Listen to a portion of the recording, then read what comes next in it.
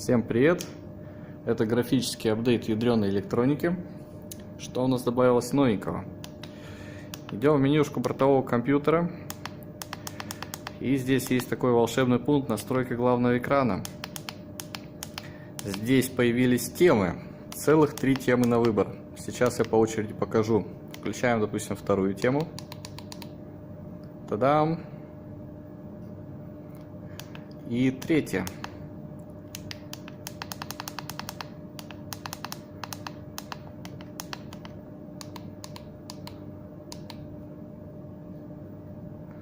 Вот такие 3 темки на данный момент появилось. Это то, что нам предложили юзеры в телеграм-чатике. Подписывайтесь, кстати, туда. Ссылка будет в описании. Второй немаловажный апдейт. Это вот здесь при навигации по настройкам кнопки теперь показывают, что куда можно нажимать. Допустим, мы заходим в настройку главного экрана, меняем тему. Видите, пропадает одна кнопка, то есть сюда уже жать смысла никакого нету. Прожимаем сюда, пропадает здесь. То есть как бы инициирует минимум-максимум. По сути, должно упростить навигацию, то есть это как бы интер, это отмена, а это вот плюс-минус. То есть сюда больше, сюда меньше. Также здесь появилась быстрая статистика. Включаем и смотрим, что это такое. Упс, не включил. Нажал отмену. Так, быстрая статистика. Применяем.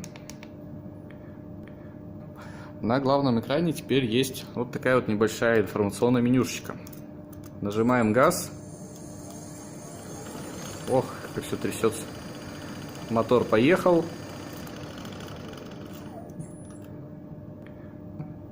Как только скорость становится 0 км в час, включается вот такая вот быстрая статистика на главном дисплее.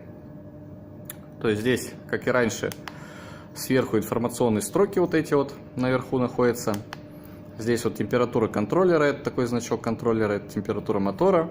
Тут вот заряд батареи, а это фазный ток. И здесь вот информационные вот эти строки, которые можно перещелкивать туда-сюда. Быструю статистику потом мы сделаем еще типа избранные варианты, которые туда можно будет накидать. Вот здесь их 5 штук.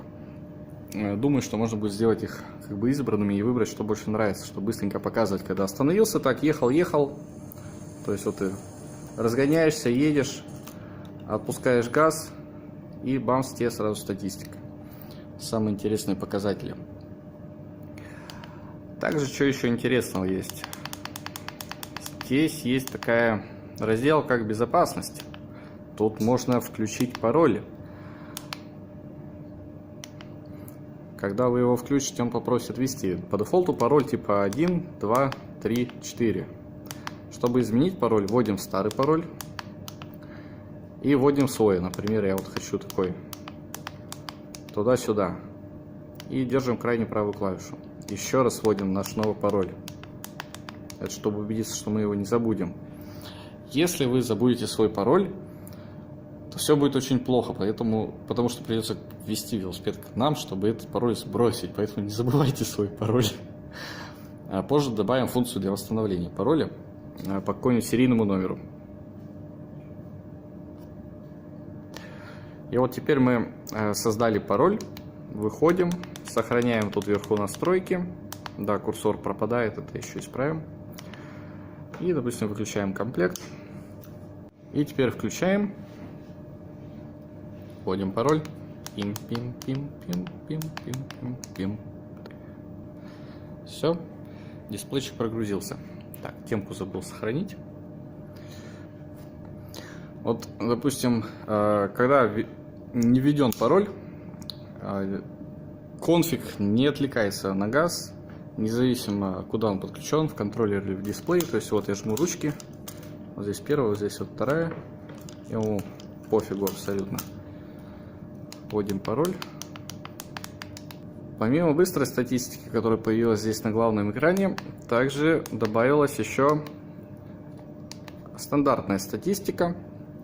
Здесь 2 экрана статистики. Переключаются они также по средним клавишам.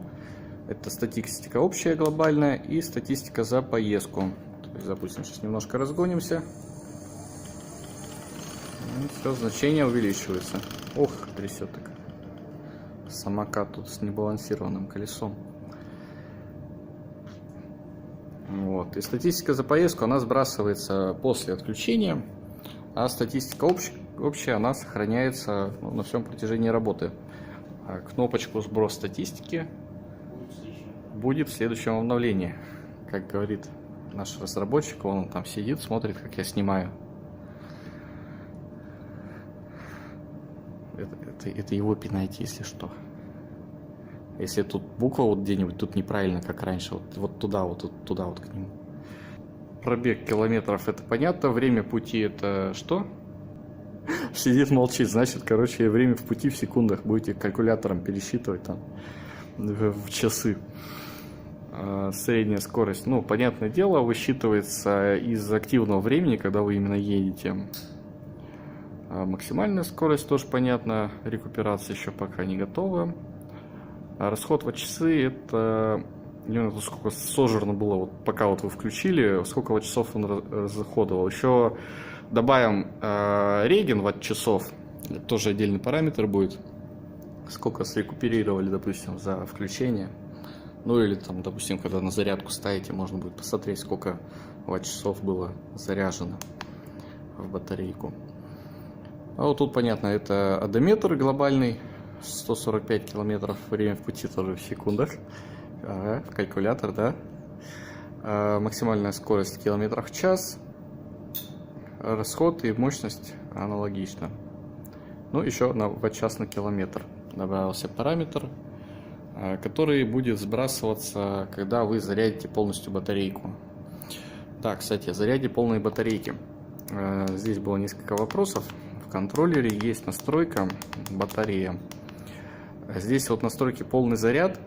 Это заряд, после которого происходит сброс расхода батарейки, и ватт-часометр он обнуляется по расходу, потому что контроллер считает расход, пока BMS-ки нету, это сделано именно так.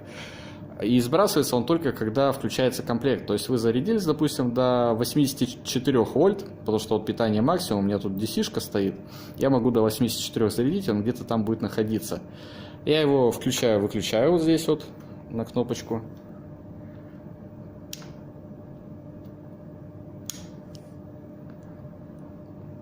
Ввожу пароль.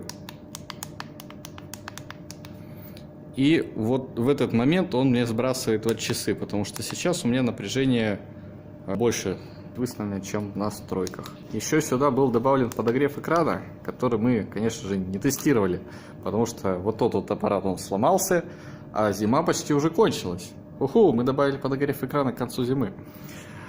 Включаем, собственно, подогрев экрана и выставляем температуру подогрева. 40 градусов, на мой взгляд, это несколько много. Я бы ставил, на самом деле, градусов 25. Это та температура, при которой он отключится. Температуру текущую можно посмотреть в информации дисплейчика. Здесь вот TechComp 47. Но на данный момент пишет 47, потому что это температура процессора, а он себя чувствует намного теплее, чем сам дисплейчик. Там есть как бы небольшая такая задержка по температуре. Поэтому здесь температура стояла 40. Ну, вернем ее на место. Вот. Это параметр требует испытаний, как бы эмпирическим путем выяснить необходимо, при какой температуре перестает экран глючить. Если у кого-то будет такая возможность, пишите отзывы про то, насколько вы настраивали, что экран переставал тупить при морозе. То есть он, когда переключаешь, там он медленно так начинает менять свои знаки на дисплее, так плавненько перетекает с одного экрана на другой. Вот. Так, сейчас нам необходимо выключить пароль. Отключаем, вводим наш пароль. Пумс, все отключено. И я хочу обратно вернуть старый пароль, чтобы его потом не вспоминать. Пумс.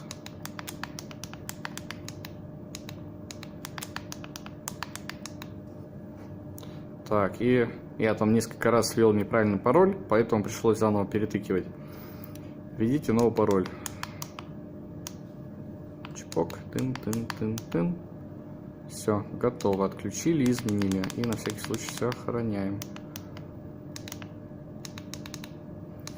Все, проверяем, что сохранилось.